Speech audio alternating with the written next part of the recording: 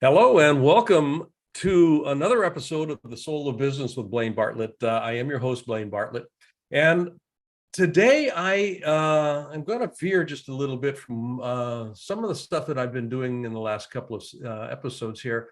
I've got, excuse me, a guest today that I've been, okay, we're going to stop here. Okay, yeah, no worries. I get that sometimes. I'm going to take a drink. Wow. Yeah. I don't know where that came from. Okay. 3, 2, 1. Hello and welcome to another episode of The Soul of Business with Blaine Bartlett. I am your host, Blaine Bartlett. And folks, today, I think you're going to have a very pleasant experience with this particular episode. My guest today is Richard Newman, and as I'm speaking to him right now, he's at his home in just outside of London. And Richard is the founder and CEO of Body Talk. And Body Talk, I want to explore this from the point of view of leadership.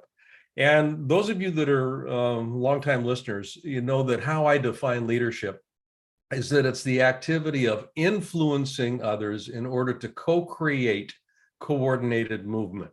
So there's 3 pieces to this: influencing, co-creation, and coordinated movement. Influencing as opposed to command and control. Co-creation, where ownership actually transfers. It's no longer just my idea, it's now your idea as well.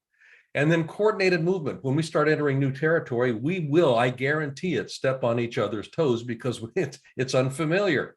So how do we elegantly, with minimal unintended consequences, do that dance, the coordinated movement piece? And I can't think of a better guest to actually unbundle that concept specifically from the perspective of communication, because essentially that's all we're talking about is how do we communicate? So Richard is, I think, probably one of the most visibly recognized experts in this domain. And I am just absolutely thrilled to have him on the show today. So Richard, welcome. Thank you, Blaine. Yeah, it's great to be here with you. I'm really looking forward to this show. I love the theme, the soul of business. So happy to get into it. Great. Well, yeah, I won't read your CV or anything. It'll just kind of come out in the wash here, so to speak. But yeah, you have actually over 22 years trained over 120, 130,000 individual business leaders. Now, yeah, I recognize that because I've actually trained about 300,000 individuals over the course of my 40 years. So you've been busy. I know what it takes to reach that many individuals. And then the ripple impact on that is pretty significant. It's not just one and done. You shift the way somebody thinks about how they actually communicate, and you start influencing a whole ripple out there that is actually pretty substantial. So I want to just kind of go into, and we'll just see where this goes. Yeah. First of all, the question, when you hear the soul of business, what does that bring up for you? And kind of concomitant with that, what's the role that leaders play in keeping people connected to the soul of business? Great. Yeah. Well, I think, the soul of business feels so important to me and so important to the people that we've been working with over the years, but particularly the last few years. What we've really noticed as a shift since the beginning of 2020, when we had the pandemic and the lockdowns to be dealing with, is that people really started questioning who they are and what they're doing in their lives, and particularly what they're doing in their work. And so, we had that mass resignation and a culture recently of quiet quitting, and essentially people thinking, why am I really doing this? Why am I showing up at this office, doing these tasks for the sake of money? Like, is this moving me in the right direction or not? Do I really care about it? And so the soul of business has always been very important to me in having a sense of real purpose about what my business is for, what we're showing up to do and the impact that we leave afterwards. And so for me, that really comes down to that sense of purpose. What is your purpose? Whether you're a business owner, a business leader, or anywhere within that business, what is that purpose, and how does that connect with the legacy that you would like to leave after you're done here? And so if I connect that with my own business, this got started as a hobby of wanting to help people find their voice, increase their influence, and it gradually got bigger, and people wanted to come and work with us more, so I had to build my team up to do this. But it started all the way back in 1995 was actually when I did my first piece of teaching of communication, where I was living in the foothills of the Himalayas. I was living in a little Tibetan monastery with just about 20 monks, and I lived there for 6 months. And the reason I'd gone out there is that they were sort of struggling to connect with people in India. They were living in exile from their country, and they really needed to understand how to speak English to connect more broadly with people outside their monastery, and to connect with sponsors who would help give them some funds to continue their practice. And so I was there. I volunteered to go. I was getting no payment. I had a bed to sleep in and some Tibetan food, which is fairly bland, I have to say, but it's nutritious. It gets you through the day. But I was there very much on a soul-led mission of thinking, what can I do to make the world better through my ability to teach? And I absolutely loved it, being able to bring them to life, give them a tool that was so valuable and so important to them. And since then, in the work that I've been doing for our clients, I've always looked at it from a perspective of how do I really help each individual that we're working with to be able to connect with their voice, to share what's important to them, so that they don't feel like they've got a voice that gets hidden or trampled on. They feel like what they say becomes meaningful and that they're able to make an impact. So therefore, they show up more inspired to do their job. And in my own business, I've also always thought, I want to lead from a soul-led perspective. We're not going to do things just for profit.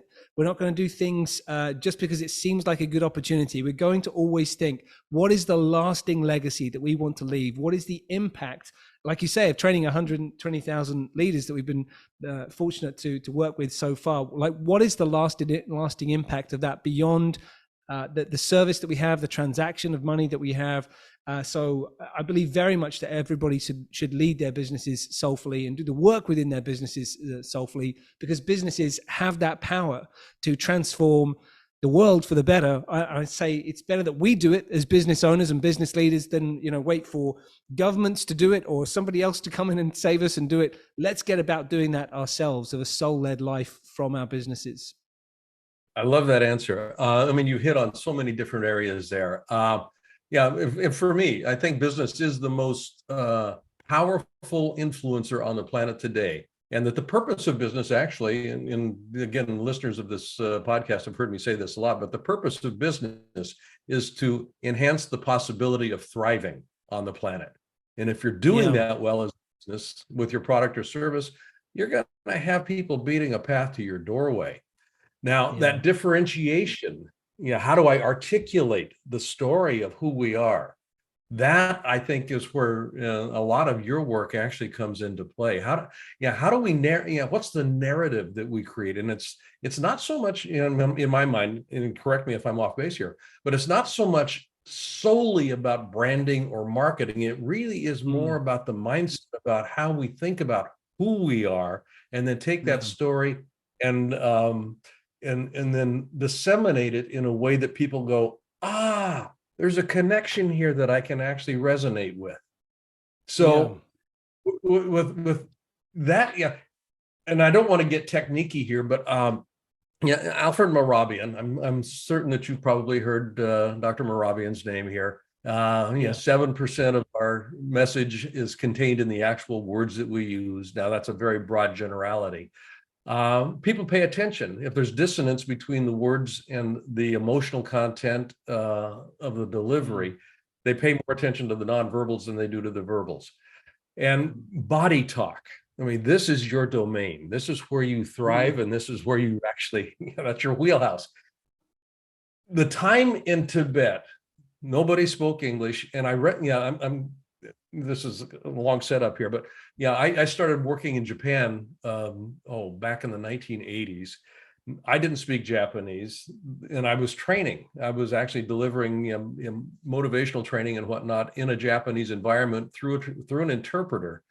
But I came very quickly to realize that the words were absolutely, and I don't want to say irrelevant, but they were actually not the most important part of my delivery.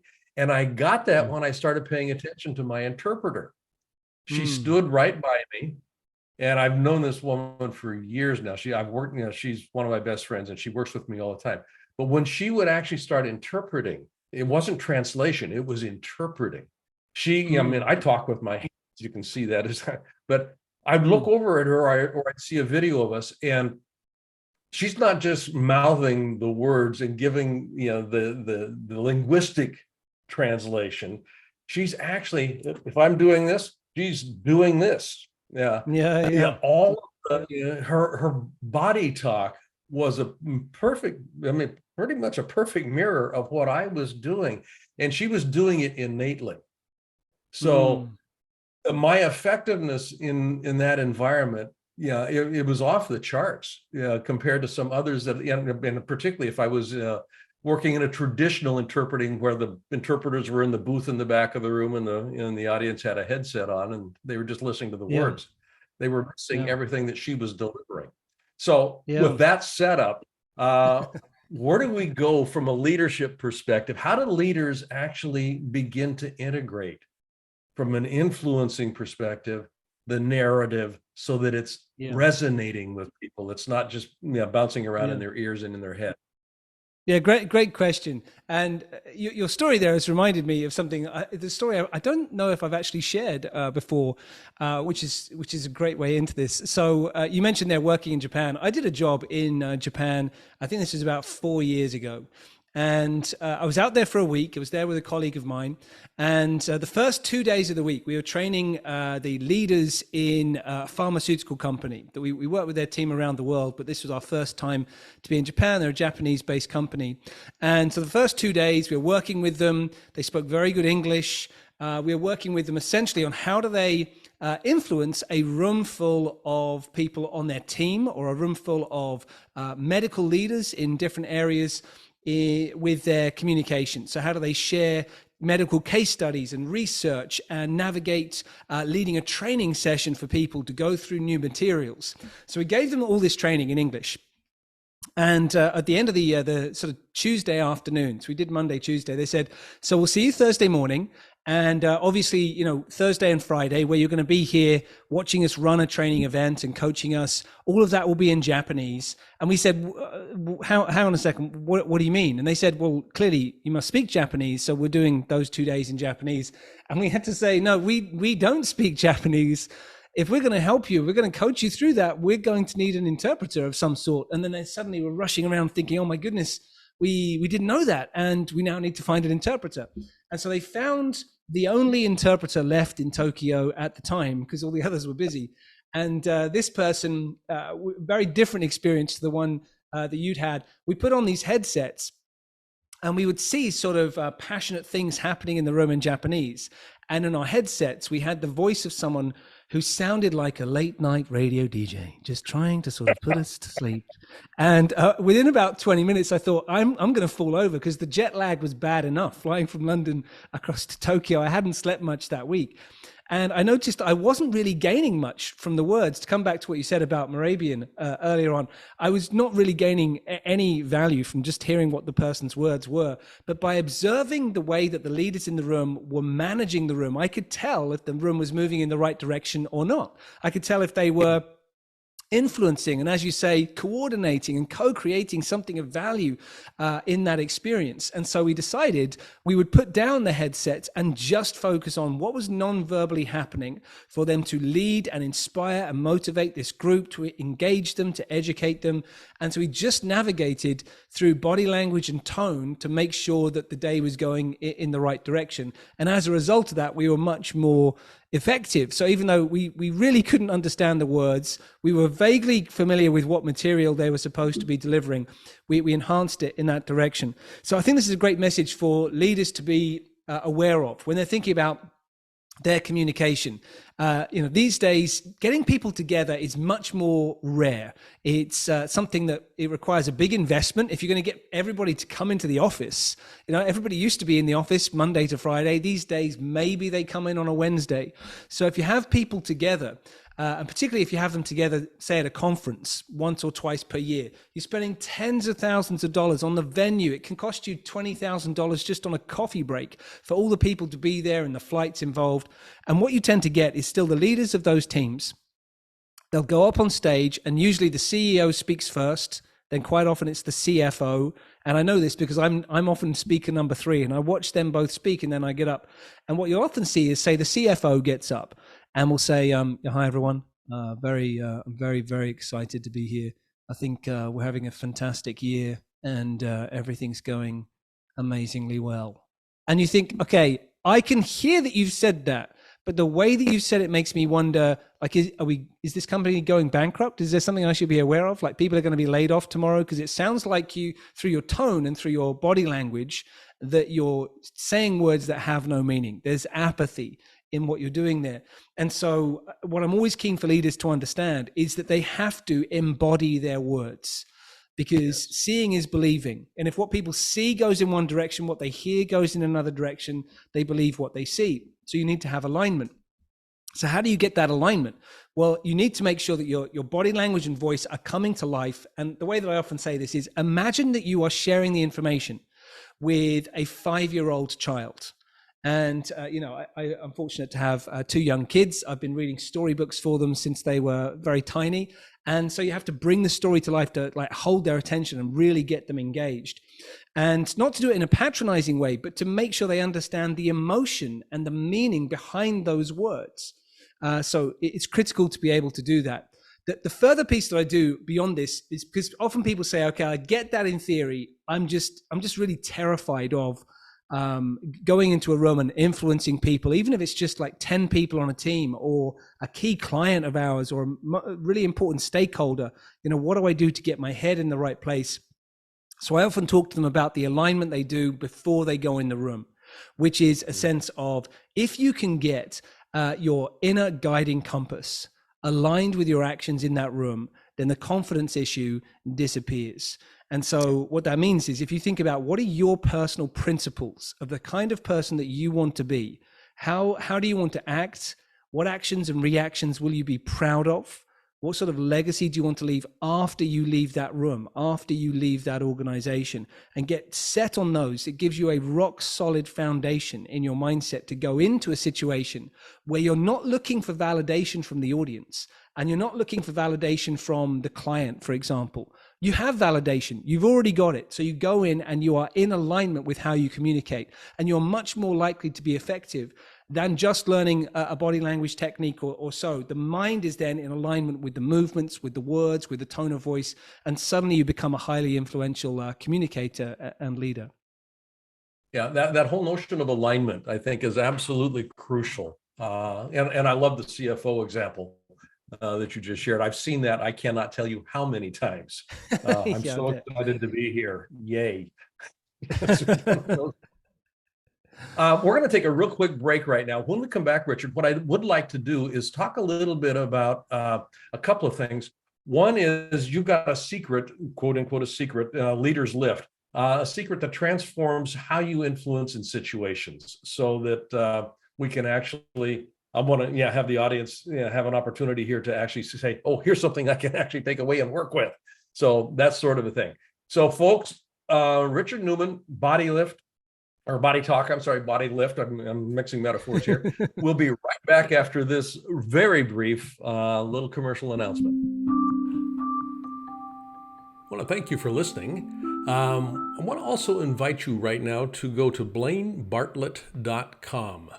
And on that site, which is my personal website, you'll see services up on the top menu. I'd like you to click on Leadership Mastermind. Now, why I want you to do that is, we have structured a mastermind program that is very unusual, and it is very powerful. And by going onto that site and clicking that link, you'll be taken to a landing page that is an invitation to join this mastermind. It's a 52-week long exploration of what it takes to be a highly effective leader in today's fast-changing environment.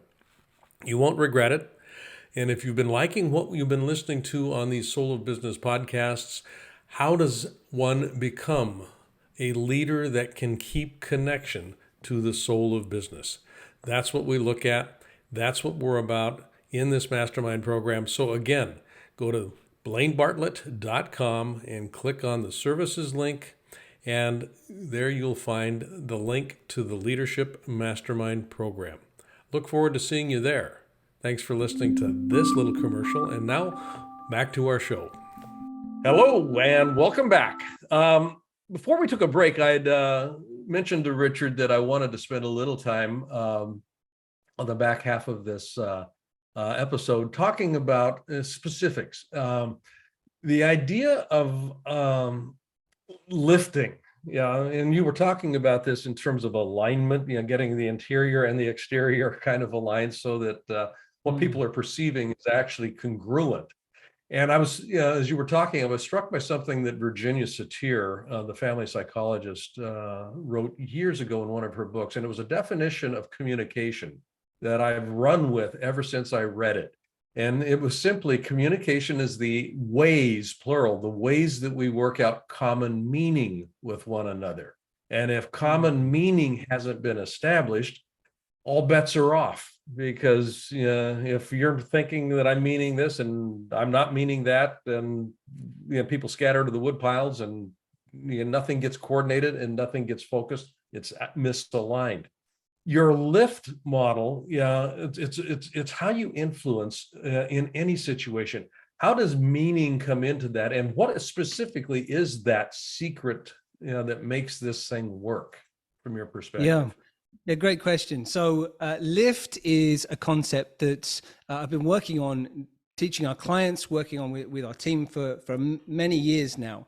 But I really wanted to hone it down and refine it for this new book that I've been working on to help people with communication, which is very simply that if you think about what great leaders do, if you think about the impact that they have on a team and an organization, they have this impact of lift, where when they go into a room, when they speak in a meeting, they speak at a conference, they take the people who they're speaking to from a negative or a neutral state to a positive or a more positive state. They are lifting the room. They're lifting those people. And by lifting them, it means that when they leave that room, they've influenced them in such a way that those people go on to be a greater version of themselves after that person has left. They've had such a positive ripple effect that people feel uplifted, they feel inspired, they go about their day being a greater version of themselves, more productive, more elevated in the communication that they have around them. So they have this element of lift. And this is something that I've worked on with people for so many years in figuring out, how exactly do they achieve that? But this comes from a personal background for me, is that when I was a child, I really struggled with communication. And I'm always keen to impress this upon people, because sometimes they say, well, it's all very well for you, Richard, you're into communication, I can't communicate. So if that's the case for anybody listening, it's important to listen to this. So when I was growing up as a child, I was very shy. I used to hide behind my parents when people came to the house. I'm highly introverted. And just last year, I got diagnosed as being autistic. And that was a huge surprise for me, that diagnosis, because I knew I've always had some kind of challenge with communication. I just wasn't really sure what it was. But what I did was, from the age of about 16 onwards, I started to read books around communication, to the point where I'd read something like 200 books in the area of communication, in all aspects of it. I also went to acting school to learn more about how to communicate. How do you pick up words and help them have emotion and have meaning, and so on. But one of the areas of communication I really struggled with was banter. So this idea of people sort of joshing each other, bantering back and forth. I would observe what people were doing, and think, okay, I think I've got what this is. But to me, what it would look like is two people saying mean things to each other and then laughing in each other's faces. And so when I would try to emulate that, as you can imagine, it didn't go very well. I'd get a negative response. And so I had to figure out, well, what is it exactly that is happening that makes that work? Because, you know, logically speaking, I'm emulating what they're doing. And then I thought, hang on, it's the element of lift. Whatever they're saying is secondary to the intention. The intention in those situations is that you lift the other person up. So you're lifting their energy, you're lifting their spirits, albeit by saying something mean and laughing.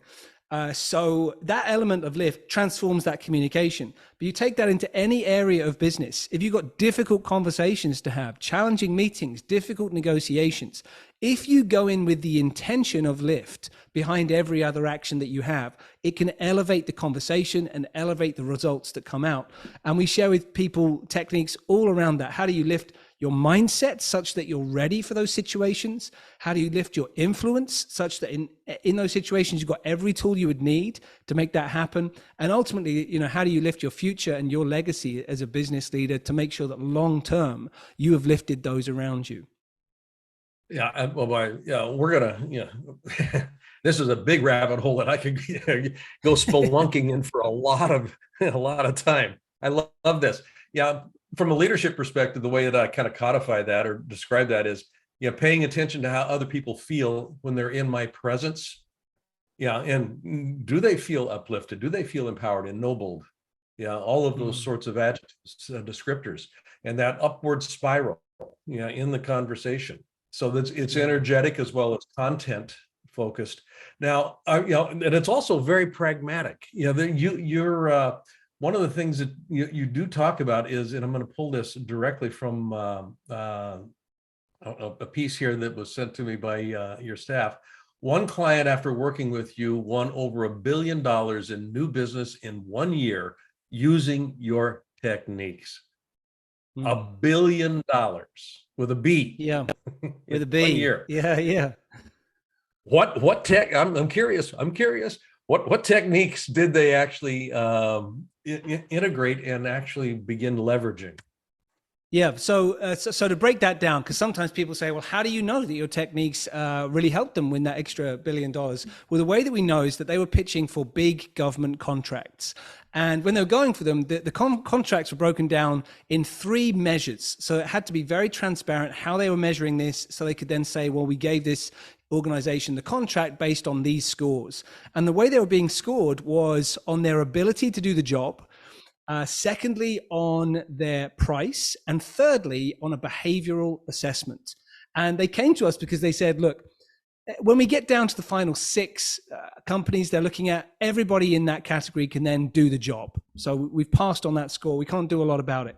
Everybody is fighting percentages to get down to the lowest possible price. We can't really change our score there. What we can do is to change our behavioral assessment. And so they'd be going into meetings where they would have to do a pitch. They would have to work effectively between themselves as a team. They would have to have interviews and handle difficult questions. And so we prepped them for all of those different skills to make sure that the way that they communicated with each other, the way they communicated with strangers they'd never met before on challenges, the way that they interacted with a panel who was firing very difficult questions, could all come from a place that was positive and uplifting. Where, even though they'd be thrown, in some of these situations, they get thrown loads of challenges where they say, you've got 40 minutes to figure out this massive challenge on this government project. And then halfway through, they get told, right, 5 minutes of your time has been taken, and now there's another challenge you have to fix in the next 12 minutes. So it's lots of things, lots of putting them under pressure. And, the big way that we would work with them is to make sure no matter how much pressure you're under, this is the way you behave. This is what you're going to convey. This is what you're going to show people, because they want to know that, 2 years down the road, when they've given you hundreds of millions on this contract, that when a challenge comes up, you're going to be the right person for that job. So that's part of it, is the behavior and the team dynamics. Another big part of what we worked on so many of those contracts we've helped people win is the storytelling. It's the ability to take really complex information and tell it in a way that people, they care about your story and they buy into your story more than they do with other people. Because ultimately, if you think about it, if you're pitching for a big contract, the client wants something at the end, and everybody's going to say, we will give you that thing at the end, and we will do it for X price. All of those things are going to happen. But if you as a team can sell the story of who you are, how you see the challenge, how you see the future being for your client, and what that journey is going to look like and feel like, if you can tell that story in a more engaging way, it's not that they're just buying into the components and the logic and the data you've given them. They're buying into the journey. They can see the journey, feel the journey, and want to go on that journey with you. And so that storytelling piece is a huge part of what we work on with leaders all the time, to sell the journey, to sell the future vision, and do so in a way that is believable and memorable and concise and compelling and can be repeated after you leave the room. And once we've done that with people, we've seen that we break it down as like a 20%, 80% on those stories. The 20% at the beginning is the hook, and the 80% is the journey that you describe about, how you're going to achieve that better future for them. And I've seen this repeatedly, where people get to the end of that sort of opening 20% that is selling this future vision of a story. And you can see the client is already saying yes. They haven't even told them how they're going to do it yet. They haven't gone through the graphs and the bullet points, but they have been so effective at grabbing them, stating what the challenge is right now and where the future is going to be. And it's utterly compelling that they almost get the job by that point. And the rest of it is just, filling in the details. So storytelling, team dynamics, and behavior under pressure is critical in those situations. Richard, I mean, that's beautiful. Yeah, the idea here of buying into the journey. This is what leaders create, effective leaders. Because leadership takes us into areas we've never been, we've never gone before, territory we've never been into. So it's not so much the destination. It's the worry that people have about what's it going to be like as we move along this path. And the pot of gold is going to be out there or not, but it's, typically that's going to be the enticement. But what's the journey? I love the way that you position that. That is, and folks, so those of you that are running an organization or leading a team or even leading your family, this idea of storytelling, I resonate with that so much. I mean, this is something that, that's why I've written 5 books. I love stories. Just kind of, what's the narrative that we can put together with this? Where can people find out? Now, you've got a book coming out in May, and it's literally along this, Lift Your Impact is the title of the book, correct? Yeah. Correct. Where can people get an advanced copy, or it drops in May? Can they pre-order? Yeah, sure. So if people want to get Lift Your Impact, the book, you can go and you can find it on Amazon, Barnes and Noble, Books A Million, where else? Bookshop.org. Go to any of those sort of regular big places that you go and get your books, and you can pre-order now. And it should be with you by May 2nd. So you get the physical hard copy, hardback book. There will also be an ebook dropping and an audio book dropping shortly for people to pre-order. But hardback copy is available to pre-order now. Awesome. Now, where can people find out more about what you're up to specifically, you and your team and your organization? What's the URL? What's the website? Yeah, so best place to come to for most of the elements we've been talking about today is to go to ukbodytalk.com, and there you can find me, my team, the work that we're doing with large organizations and training leaders on all the elements we've discussed. Great. Folks, we've been listening to Richard Newman, CEO of Body Talk. Richard, I can't thank you enough for both your time, but also your wisdom and your insight on this. I'd love to have you back on, because we just opened a door on a couple of rabbit holes that I would love to just literally go deep dive with. So Great. If you're open to it, I'll have my assistant reach out to your team, and we'll see if we can get something else on the calendar. Absolutely, I'd love to. Yeah, thanks very much, Blaine. Appreciate it. Okay, you bet. Folks, you've been listening, like I said, to The Soul of Business with Blaine Bartlett. You can find out more about what I'm up to, obviously, by going to blainebartlett.com, and there's all kinds of free resources there.